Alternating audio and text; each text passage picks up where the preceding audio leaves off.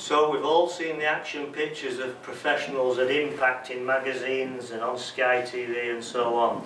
Remember, Impact is not the same as address. We start here at address, and the dynamics of the motion pull our hands and our hips and the club, more importantly, into a different moment in time here at the moment of truth. So you'll notice the shaft's length forward. With the iron, we need to produce a descending blow. We want to squeeze the ball, trap it against the floor so we can get maximum pressure on it to create some friction to allow that ball to fly into the air. So with the irons, we're not trying to lift it or scoop it, trying to help it into the air.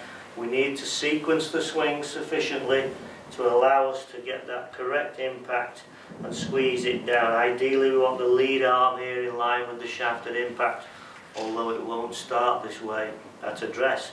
Now, of course, when we hit the woods have less loft and angle, and we require a more penetrating flight. We want them to go further. So with the driver, it's important when the ball's teed up that we hit it with this sweeping blow.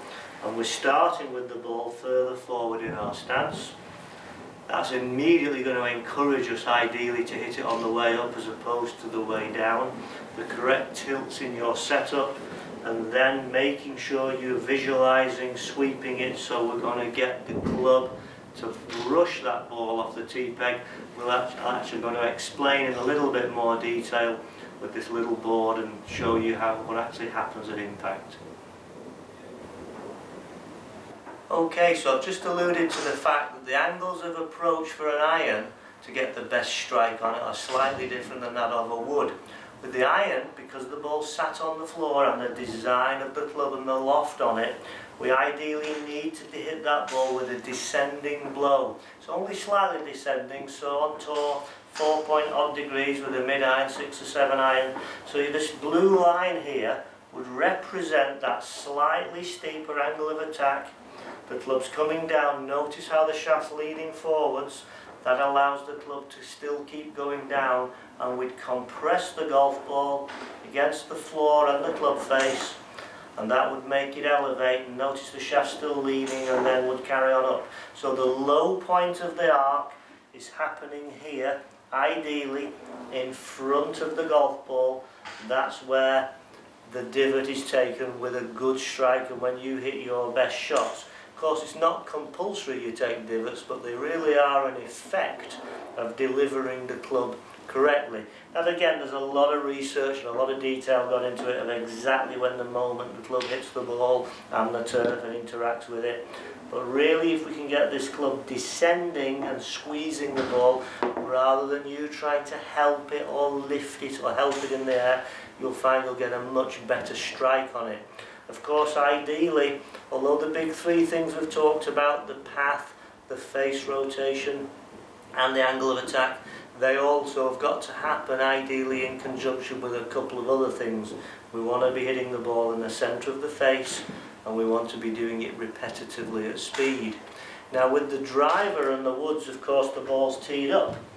So in this instance here, this shallower line here, we want to be hitting these with a more level or sweeping blow. Indeed, the big hitters on tour, they're hitting the ball on the ascent. They're hitting it on the way up and not on the way down. By hitting the ball on the way up, it imparts a little less backspin and allows the ball to cut through the air better, a more efficient flight. So they get a higher launch angle with less spin. So ideally, if the ball's teed up, you want to visualize here that the club's coming in, sweeping down, a bit like an aeroplane landing here, and just hitting that ball on the ascent here, sweeping it up and letting the loft of the driver do the work. So remember, irons we're squeezing down, woods we're trying to sweep. If we can get those things happening with those other two things, the face control and the path, believe me, you're going to be playing some good golf. So one of the things you need to note is that when the big three, we've got the path, we've got the face control, and then we've got the correct low point or angle of attack. If you get your path wrong, for example, you start to swing too much outside, notice how the low point of the arc has moved further forwards. So you'll see your divots going left and glancing across the ball.